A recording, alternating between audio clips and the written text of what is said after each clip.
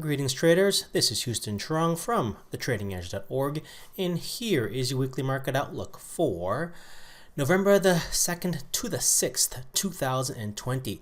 So this week coming to you with a special weekly market outlook because this coming week promises to be a volatile one. We have a lot of stuff on the macro news front that will be coming into play this coming week, as well as earnings which is still in full gear, and you got the U.S. elections. So we have a lot of stuff going on, and that promises to set up for a very volatile first week of November.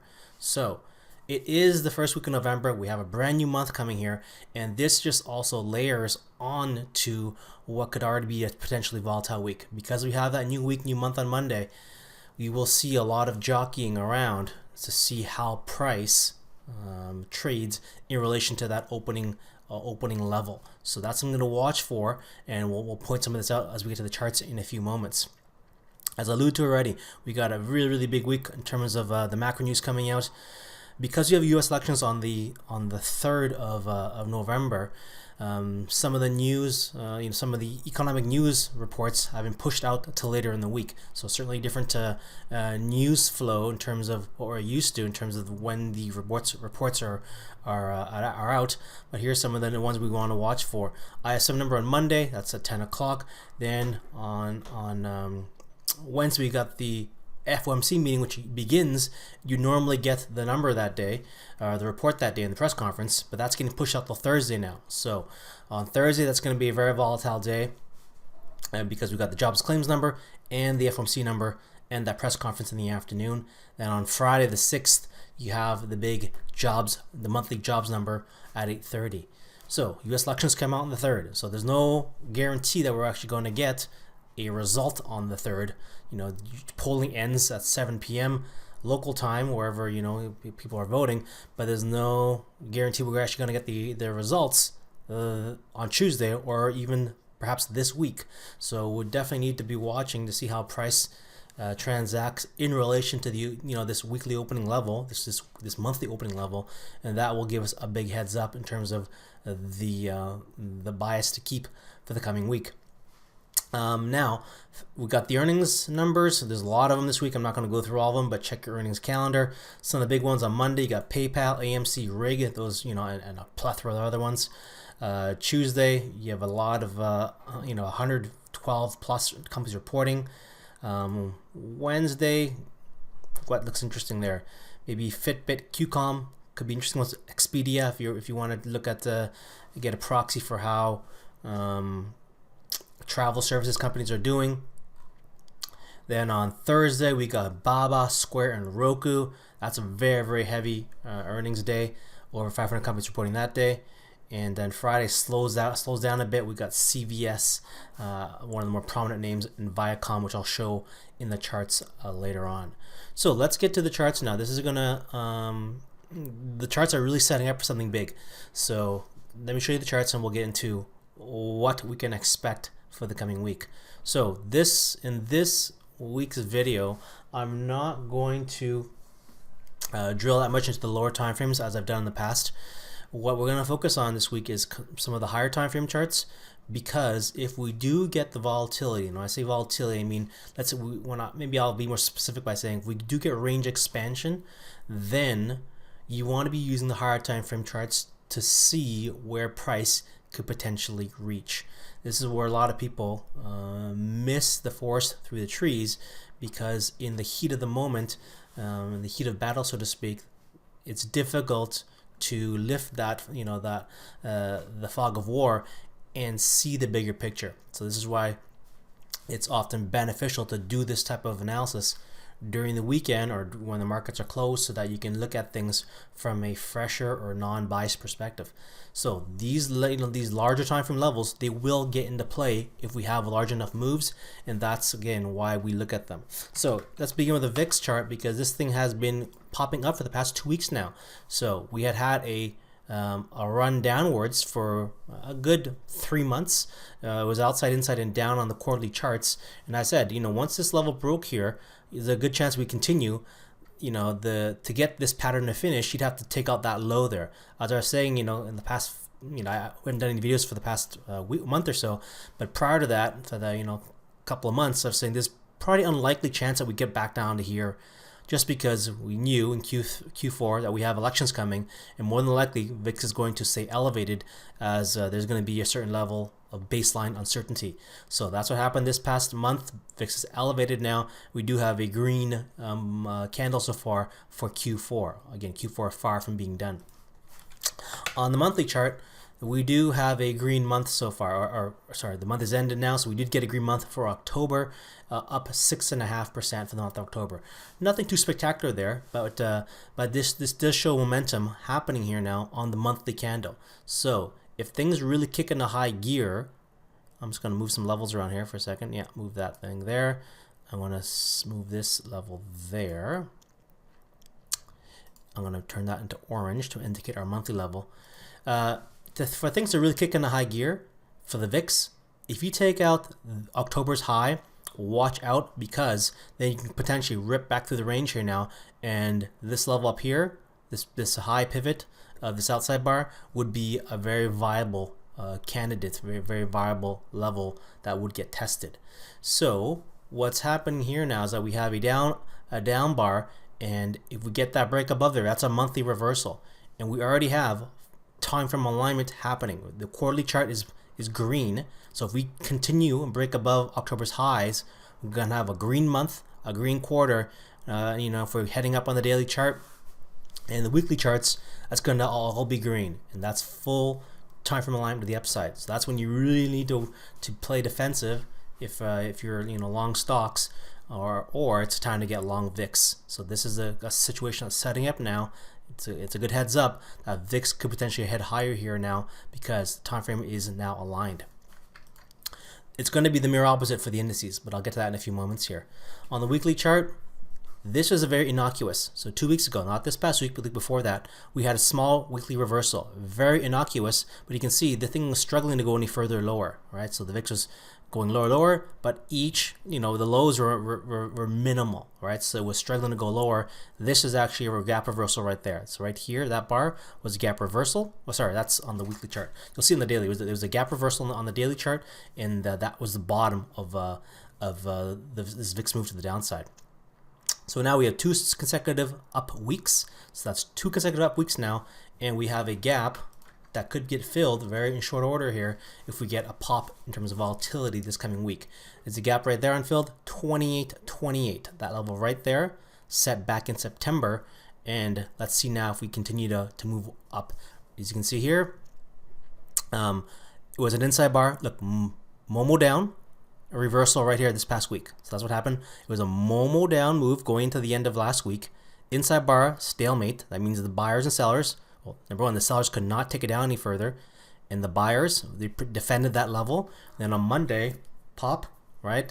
Breaks above there, retests that level, and gone for the rest of the week. So very good move. They retested of that level, and then the buyers bought it, and bam, full time from alignment now for Wednesday, Thursday, and Friday. So this could just be consolidation. Let's see if it goes higher from here. Okay. So on the weekly chart, what you want to be looking for here now is, can you get outside of this range, right? This purple line here, these purple lines, that's the current week's range. If you pop outside of that, that's when you need to watch out, because that orange level right here, that's what we drew there. That's the high of October. So that high right there, so I'm going to draw it back into that high right there, that was set, you know, a few days ago. That high, 27.77, let's make sure it's the right level. Yep, 27.77. So that high there, oops, I'm jumping along too much. That was set back on Wednesday. If we get above Wednesday's highs, that is going to be a break to the upside, and that's a monthly reversal back to the upside. Again, potentially indicating a big move here for the VIX. Okay, so let's talk about SPY now. SPY is the mirror opposite, and here is what we need to watch out for the SPY. So SPY, big picture. Outside, inside, and up last quarter. This quarter here, we've been melting back now. So if we break below this low, so last quarter's low, that's an inside bar reversal back to the downside, potentially coming back to the range again. That's the danger here now with this particular pattern, is that if you look at the big time frame, this is the quarterly, right? If somehow price can come back through this range and take out that low, then you can potentially come right back out to the other side again. So as you can see, the SPY has been working through, let me just stay on this chart here. The SPY has been working through a broadening formation for some time now. And it started off in a fairly tight range, right?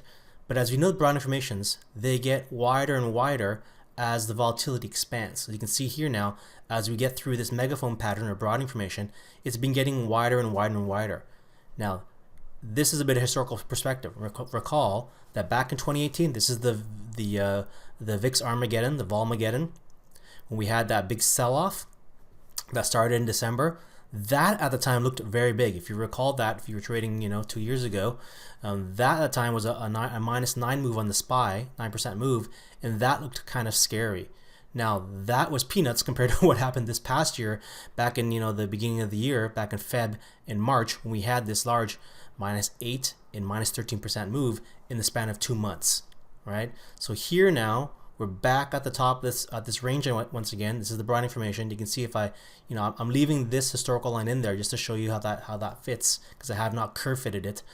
But you can see if it comes back on the range again and the volatility and the broadening formation continues to expand, we can come back outside that side again, take out that low. So that would be again the volatility increasing as as this broadening formation gets wider and wider. So here now, this is the issue. Here's what you want to be looking for. This month is now closed. That's October, right? So there, I'm going to redraw our levels. The question for the month of October was, do you stay inside of September's range or not? And we did stay inside that range. So now this is exactly the pattern that we like to see, because we know very, very well how to manage these types of setups. It's the outside inside, right? So we want to be very, very diligent on watching how this pattern breaks. So this range here now is very significant. This election week will probably break this range. So not only do we need to see how it breaks, but we need to then watch and see if it continues to trade outside the range or gets back into the range. More than likely, because the markets are rarely easy, we break the range and then pop back in again.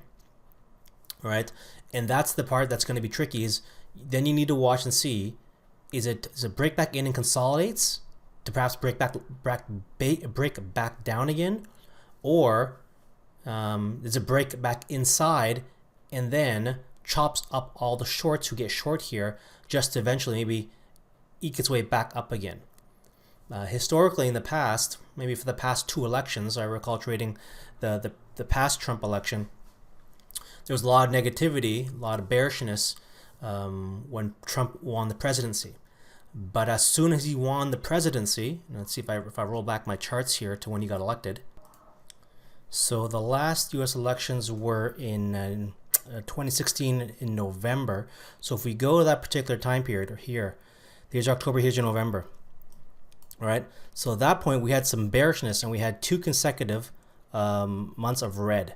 Then we had a 3rd consecutive month in November, which then, after the elections came out and people were all bearish, people realized that maybe Trump wasn't going to be as bad as they thought, and they immediately bought it back. So this created the outside bar on the monthly chart, and you can see from there that we went on a huge tear from the moment that Trump got elected. We went how many months? 1, 2, 3, 4, 5, 6, 7, 8, 9, 10, 11, 12, 13, 14, 15 consecutive months where there were no lower lows, right? So that was a huge, basically a victory lap after the elections, the 2016 elections.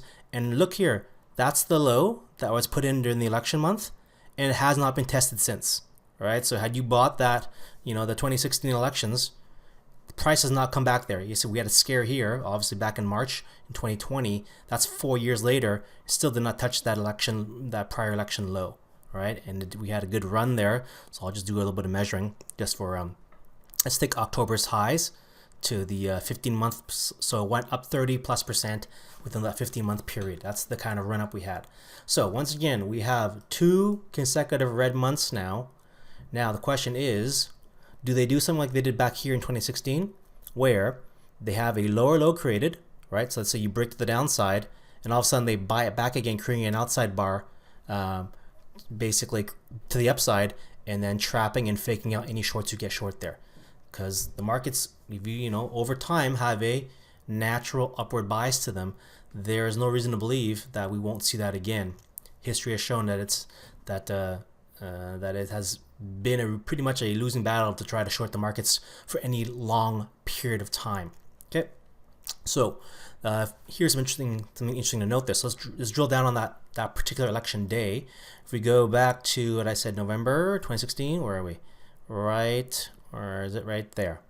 Again, this, you look at it in the context of history, that's a minuscule, right? That's a minuscule event, you know, compared to what happened out in terms of price action, in terms of what happens afterwards. So here, this is what it looks like on the daily chart. Note the bearishness that happens prior to the elections. Okay, 1, 2, 3, 4, 5, 6 lower lows. That's an inside bar, but you get what I mean. This is an up. This is a break to the upside. All right. And that's a reversal of the downside. This is where I begin my counting. 1, 2, 3, 4, 5, 6. Reversal right there. Pow. People cover, right? Because this is the election date. And then anyone who doesn't cover, they get trapped and then they get squeezed. And they squeeze them for 15 months. They don't give up squeezing them until people give up and say uncle, right? So that's the potential. What can happen here if you get too one-sided in terms of the expectations, the markets will go the other way. So that's the lesson there is, you know, what is the sentiment right now? Is it overly bearish? And will it take much to then flip it around and cause folks to have to cover? So likewise here, you see this going into the election week. You could say it's fairly bearish. We've had a reversal here, 1, 2, 3, 4, 5 consecutive days after this reversal. All right. Now, election date here, 3rd, maybe 4th, depends on how the elections turn out and how long it takes to get the results in. This year's elections are different than last year's because the results will be coming in sporadically, as we do have a lot of mail-in votes for the U.S. elections. Let's see how that plays out. If there's a majority win, then maybe we get the results more quickly. Maybe we get it settled this week, and maybe you see that short covering again that causes folks to have to cover or get run over. Otherwise, there's the low that we know about. That level right there, that's Friday's low. That's October's low. Okay, so do we break below there? That triggers the outside inside down on the monthly chart. And that's what we want to be watching for, is how does price transact in relation to that level and wherever price opens up on Monday, because that will be your weekly and monthly open. Let's say it opens in the range here. Let's say it opens in the range. That's going to be my guess. It's going to open in the range, and then maybe do a bit of this, and then finally on election day maybe we get that spike. Otherwise, I'm sure maybe when we break lower, we pop back up again. Election day we maybe break back down again, but we'll see what happens before they cover and go back up. Just trying to be flexible in terms of the mindset, but again, using those levels to direct the trading. That is, where we're trading in relation to this level, the monthly low, and then where we're trading in relation to wherever price opens up this coming week. That's going to be important. All right, so that's SPY. Now we've got that kind of my thought process out of the way for that.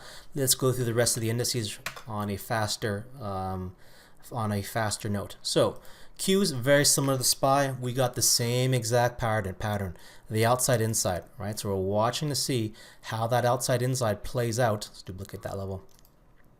How that outside inside plays out on the Q chart. Okay, so there's our outside inside now. On the quarterly, it is like this. It's still going Momo up, up, inside. In order for this thing to really break down, you have to take out this level here. If we break below Q2's level, I'm going to draw this in red because it is significant. If we break below Q2's level, that's going to be in red. Then, whoops, that's the wrong color red, excuse me. Then it's possible that it's going to come back through the range here again and take out the other side. That's what you need to watch out for as a possibility, is if they take out that low, that's going to be very significant. We already are trading with time frame alignment with the downside because we have a red quarter, okay? It's already a red month for October. Again, this new month will reset things. That's why it's significant. And once again, you want to be seeing how price translates or transacts against those key areas.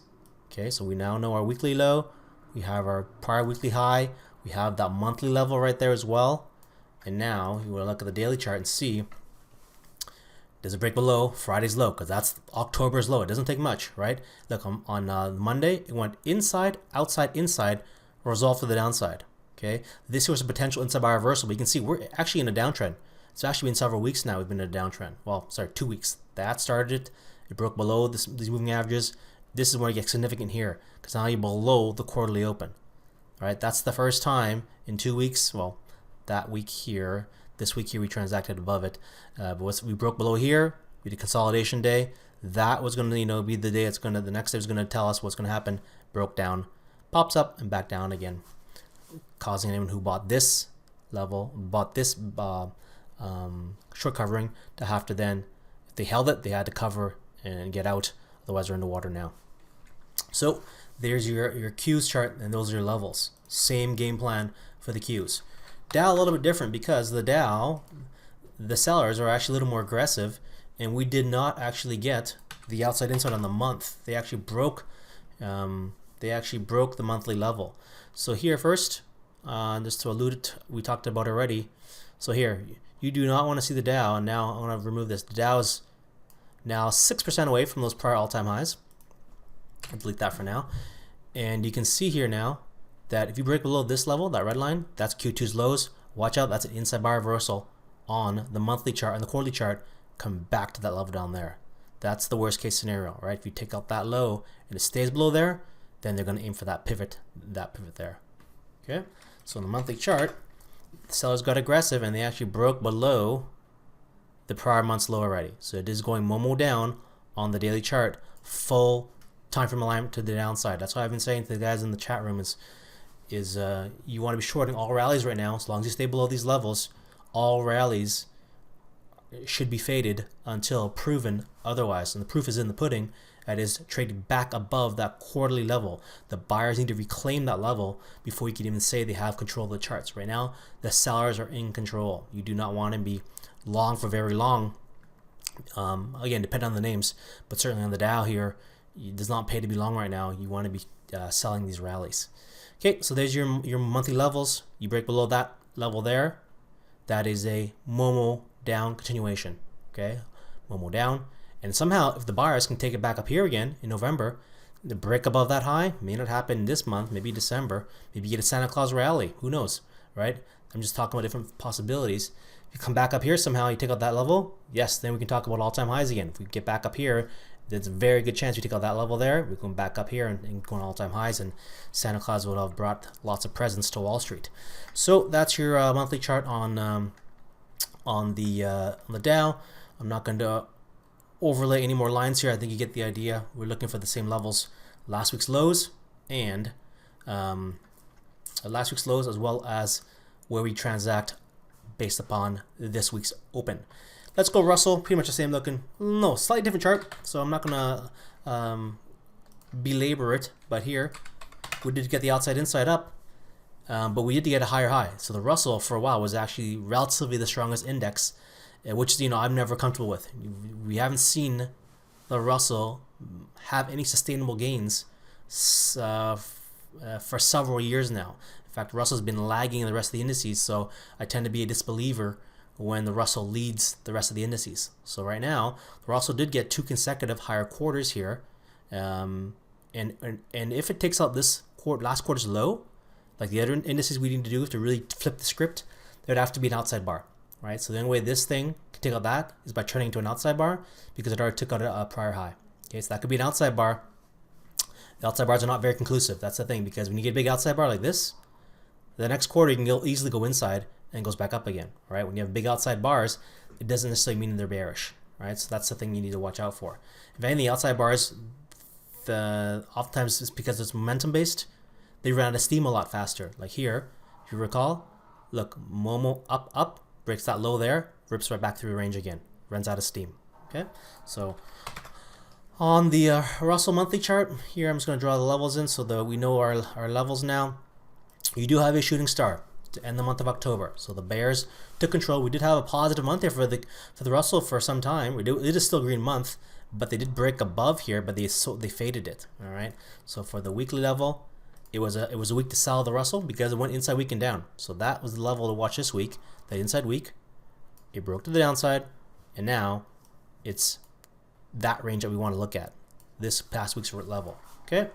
So if by some chance the Russell can get back and break above this bar's high, that's Monday's high, that will be an inside bar reversal on the weekly chart. That'll be significant if somehow, after this week's elections and earnings and econ news come out, it can break back above that purple line. All right, that would mean that you're trading above the quarterly open, it'll be above the monthly open, the weekly open, and you've done an inside bar reversal on the weekly chart. That's bullish. All right, so that's the level to watch for to really flip the script. That will really change the composition of what the Russell looks like right now. Okay, let's do a few more indices a little faster, and then we'll wrap things up. TSX also kind of falling apart here. Basically, 2 red months in a row was up, and then a reversal to the downside, and then a continuation to the downside. Quarterly chart was the outside, inside, and up. Getting very close here now to doing that inside bar reversal. Oil's not doing well once again. TSX is very laden and heavy on oil names. So you break below that red line right there. That's the prior quarter's low. That's an inside bar reversal. And you're going to come back through there. You're going out that other end. That's the danger now for TSX, getting close to that precipice. Okay, getting very, very close. That's the level, that line right there. Okay, on the weekly, it looks like this. It's the inside week continuation. So here I'm going to redraw this purple line to indicate our weekly levels. Inside week, down, down. And now we're getting close to that red line. Okay, very close. So we'll not take that much. We did have some buying on Friday. That looks like a couple of bearish hammers now. You want to see this thing break to the upside, but then you still have that quarterly open to contend with. So Momo down still on the 2-day chart for TSX, right? But if you break back above one of these highs, you do a reversal. That means you get a price bar that breaks above a prior bar's high. That will extinguish that Momo reversal, and Momo down, and that turns into a Momo down reversal to the upside. That could be the beginning of something. Again, you're trading against time frames right now, so I wouldn't bet on that, but again, that's something you'd want to see happen to begin to extinguish some of this downside momentum. Emerging markets have been kind of holding strong to the last couple of weeks here. It did give back some gains like the Russell. It went down and up bar, so that's positive there for the monthly chart. Although a bit of a shooting star here now to end the month of October. So here you do not want to see this thing do a reversal back to the downside by taking out this past month's low. And on the quarterly, if you recall, it was doing the outside, inside, and up, right? So here, you have to go way down here to break below that low. I'm not expecting that just because the Asian markets have been recovering pretty well from the pandemic. There's a lot of strong Chinese stocks. But if they do break down, they would break that level down there. Okay, that would turn outside bar. Turn to an outside bar if it happens this quarter. All right. So back to the weekly chart. The weekly chart here, it was an inside week and down. Okay, so they did come back to the range. Look, hit that level right there. That's the quarterly open, and the buyers defended it. See right there on Friday, they hit that level. So what else can you say? They hit that level, and the buyers bought it back on Friday afternoon or Friday during the session, and they defended that quarterly open. So it's still a green quarter. New month, new week, new month showing up here on Monday. So where do you transact in relation to that level? And again, if they continue to defend that level, it's still a green quarter. Let's look at bonds, because bonds have been getting weaker and weaker, and it's been something we've been watching for a while now.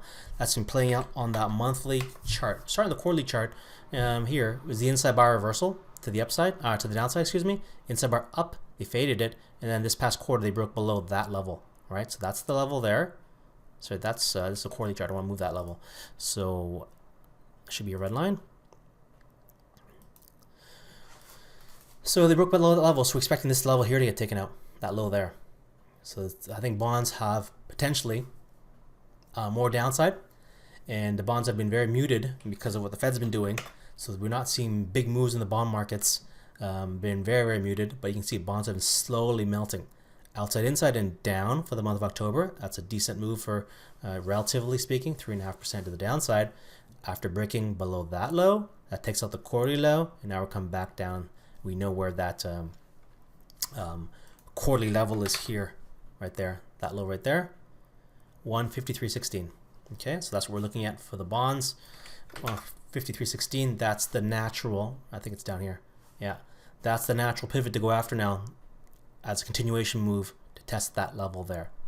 All this is still inside this, right? So in March there, where, you know, when we had the huge response to the pandemic, this is all inside bar action, right? So this is chop. You know, we have some directional move in the past couple months, but it's inside of this. So the question is, how do you get outside that huge mother bar? And the question is, you probably don't this quarter.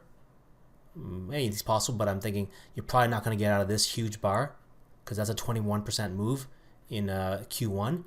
It's unlikely you could get out of that for the rest of the year, just because bonds have not been moving. Unless something major happens, we've probably seen the big move happen in bonds already for the year. So that's the way it's probably going to end up, somewhere inside of this range. Okay, so there's bonds. And let's do two more, and we'll talk about some stocks to look for the coming month. So let's go gold, MGC. And what's gold been doing? And how has gold been trading with the elections around the corner? Doing a lot of nothing, actually. Surprisingly, a lot of nothing. So currently consolidating this Momo up move. It's a Momo up move, still going up. It's one. Since this reversal here, I want to call this the reversal because it did break below this bar's low. 1, 2, 3, 4, 5, 6, 7 quarters now of higher lows, right? Or lows that have not been violated. So 7 of them. That's significant. We're getting an inside quarter right now. So as much as people have been saying gold is selling off, no, it's not really selling off. It's just in a range, and it's just basically dead money. It's not doing anything right now. So monthly chart, yes, 2 red months in a row. But again, you know, put that in context. It still had a huge month back in July, and simply coming back now, retracing that big month up. October ended as an inside month. So here now, we really want to see how this month breaks for the month of October, because that will give us our trading levels. It is doing a Momo up reversal. This did break the momentum move on the monthly chart, but again, if buyers step up again, they break above this high, we're going to head higher. We break above this low, we got the time frame line to the downside. Weekly, it was an inside week and down, and now we have our October level right there. There's your inside month level, or if you break below that low, right? That's what you want to be watching for. Do you break below that low? If you do, that cracks that inside month level. And if it does, it's very possible we visit that low right there. Okay, June's low.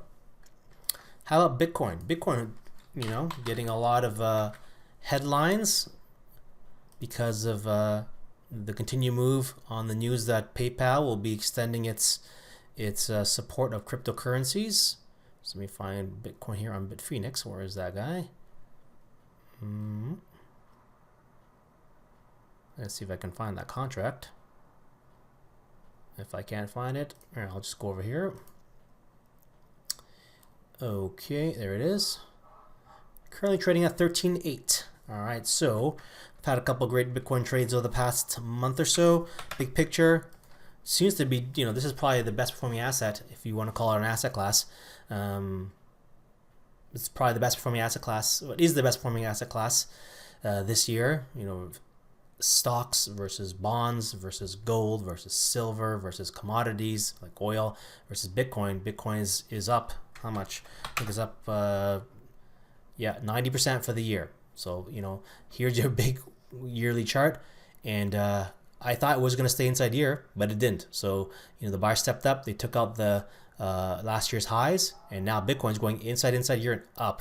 So this is very, very bullish, because this looks just like a consolidation pattern now, and now we've broken that level up. Doesn't mean we're going to shoot higher, you know, right away, but certainly the trigger has happened. And so long as you stay above 13,764, we're trading at 13.8 now, this signal is in effect. So very bullish on Bitcoin at this point, so long as you stay above that yearly level. On the quarterly chart, there you go. There's the Momo up move. Sorry, not Momo up, but outside inside up move. That's 1, 2 consecutive quarters. Now we've had higher highs since that break of the outside inside. You know, my only reticence of this trade was because we had that inside year, and I was having a hard time seeing how we were going to break outside that inside year, but we've done it now. So now that level of resistance is gone. As long as you stay above that 13,700 plus level, I think 725 I just said a few moments ago, this pattern is still playing itself out. The monthly chart, okay, man, who remembers these months here where we're just going nowhere, right? It was just next to nothing going on. It looked like Bitcoin was falling asleep, but now that's in the rearview mirror. We have a reversal on the monthly chart now. Last month's price action stopped out some bulls here, and if they didn't get back in, they're missing this trade now. It's up 27%, close to 20% for the month of October. Okay, now on the weekly chart, once that month turns green, you're good to go. And I got in on a couple of trades here. Here on the first setup was right there on the Momo down move. I got long on that sequence right there. Added to the long on the break of the inside and up on the week, because expecting this pivot to get taken out, which it did last week, and then added on the daily chart here on the outside bar and down, right? That's a Momo down reversal on that pivot high there, and that's been working well, and added once again here on the break of this outside inside bar and up.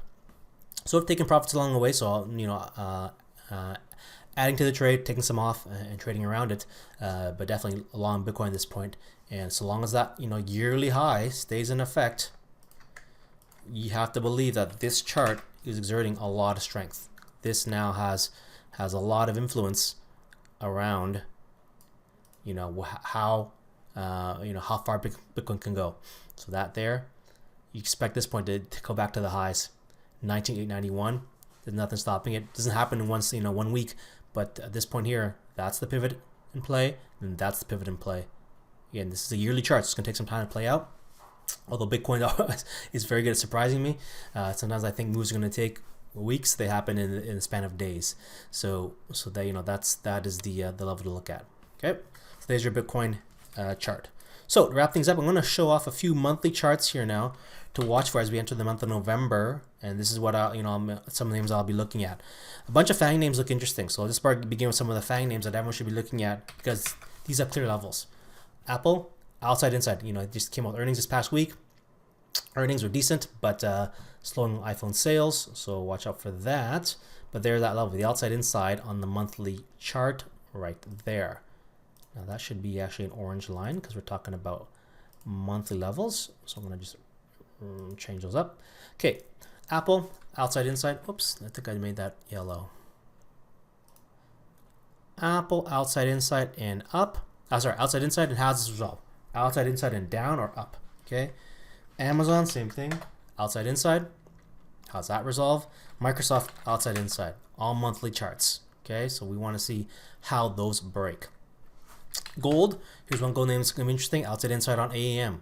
Okay, so even when we're watching gold, I talked about that one earlier. How does that one break? AMD, same thing. Outside, inside. Some good beta names here, high beta names, and these should be good to watch and trade. AMD, outside, inside. How does this one break? All right, that'll be interesting, especially if you get the break to the downside. You get that full time from alignment. We can start seeing more selling here because that's a Momo up, and now we're coming back to the range and we take out the other side again. What about financials? With bonds week, that's usually a good signal for financial companies. So FAS, outside, inside. One of the components, Morgan Stanley, also outside, inside. See, I like this, inside, outside, inside on the monthly. Home builders, losing some steam here now. The double outside bar. So we break below or above one of these ranges, that's going to be volatile. So you want to keep that on your trading list because that'll be volatile if it breaks the ranges. XME, it's a kind of a broader ETF for metals names and metals and mining. We delete some of these lines here. Outside, inside. So watching that one to see how that plays out because that's going to be influential. We talked about gold already. Let's do some tech names. Work, having a hard time as of late. Outside, inside. That's going to be interesting to see how that one plays out. And a couple of other high tech names. Spotify had a rough earnings season. Outside, inside. How do you break that? And Shopify. outside, inside. And you want to definitely see how that one breaks. That's been a high flyer. All right. So maybe one file name because I think it's of interest. The solar names have been really trading with a lot of velocity to the upside up until this past week on perhaps rumors that that they would be good Joe Biden proxy plays. So something like a SunPower, right? You're going blasting. Look at this move that we had 1, 2, 3, 4, 5, 6 consecutive higher highs on the monthly chart, but now this weekly chart we got the inside, outside, inside. Okay, so in the past what we've seen is that a lot of these names that rally up until the elections, it's one of those buy the rumor, sell the news types of events. So once the news comes out with the elections, I'd be very keen to probably take a short on SunPower or other solar names on the break of relevant levels. So we break below there on SunPower, I'm definitely getting short. Even though it may not be aligned with the time frames, that's something I'd be comfortable just taking just as an event play, right? So knowing the elections are done now, that things are probably priced in, and at that point I wouldn't mind taking a short if it breaks below that level.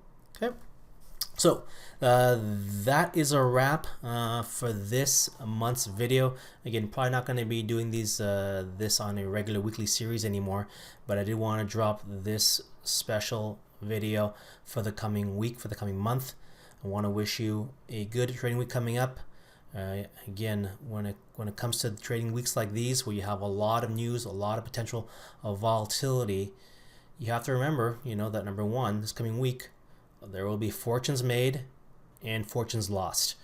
And the name of the game, if you want to trade for any meaningful period of time, is survival. So the key thing first is risk management, and there will always be other opportunities. So just put that in perspective, so that you're not taking outsized risks based upon what could be a historical week. So again, I wish you all the best, and if you have any questions, feel free to reach out to me through YouTube or on the trading blog at thetradingedge.org. All the best.